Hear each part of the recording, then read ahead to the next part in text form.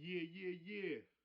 Yo, the hustle and bustle rigmarole. This is King Khalil, 50% of True Royal TV, and we represent a nation within a nation searching for nationality, live and direct at your neck.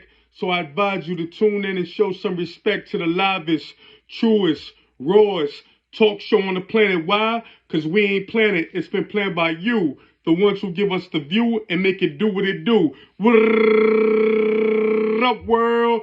Getting to the pasta, mother the sauce. Listen, man. People pose the question. I know New York has heard it by now. Everybody has heard it by now. The notorious Alpo Martinez has been killed. People are posing the question, the streets are posing the question as to whether or not he deserved to be killed. This is the question. We know and understand. I don't know Alpo's personal life, but we know through the mouth of Alpo that he made a deal with the government to testify against people, albeit whether or not it's in New York, D.C., but we know that we have people in the federal prison system that have multiple life sentences because Alpo made a deal and testified against them.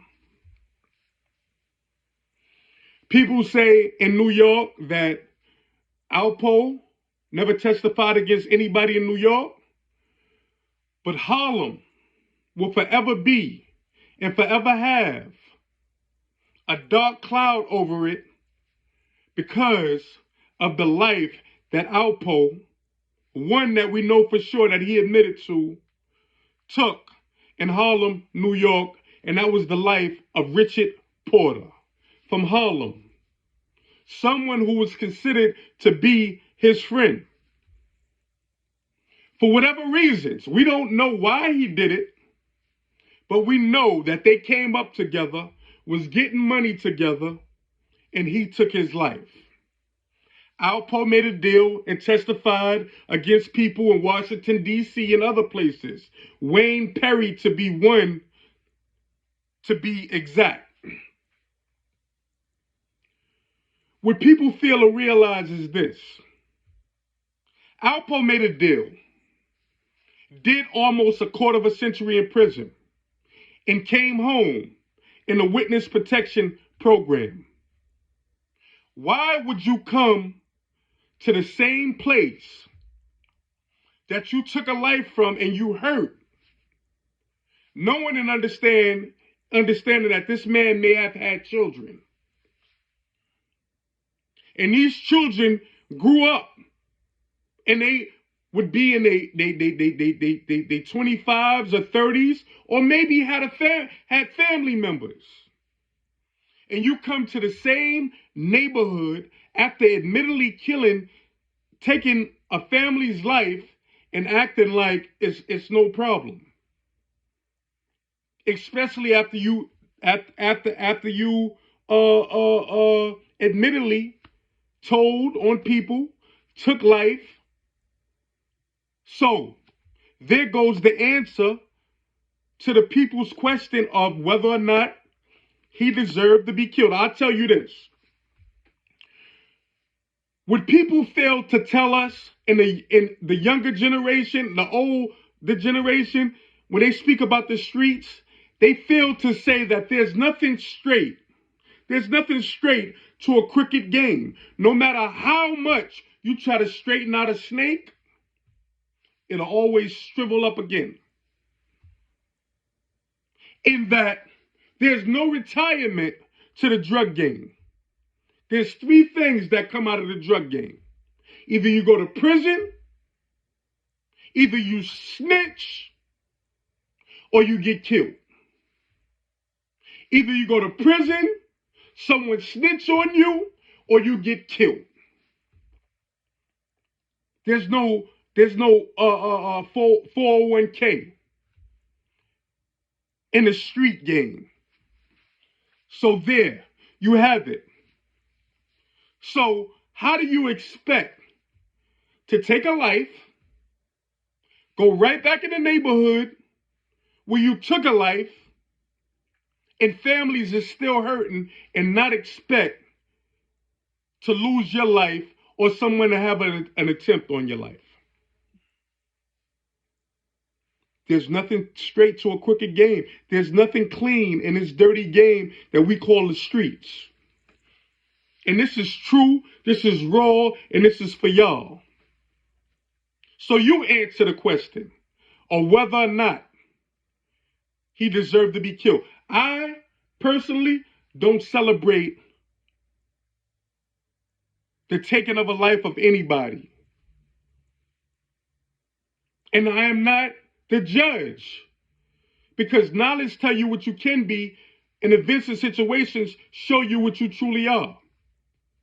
Majority of the people that's passing judgment on Alpo was never placed in his position. So you never know if you would have did an Alpo's move. I know I have, and I stood up. Did mines like a man is supposed to do, like many other men is supposed to do. However, we are not Alpo. We don't know the full understanding of what happened with Alpo. So I reserve the right to pass judgment on anyone. You understand? On anyone. But I know one thing, I can say this for sure. If you involve yourself with something, you should be 100% with what you involve yourself with, and be 100% willing to accept the repercussions that come with it. So, I'll tell you something personal now. For some reason, I believe Alpo wished to be murdered in Harlem. Why?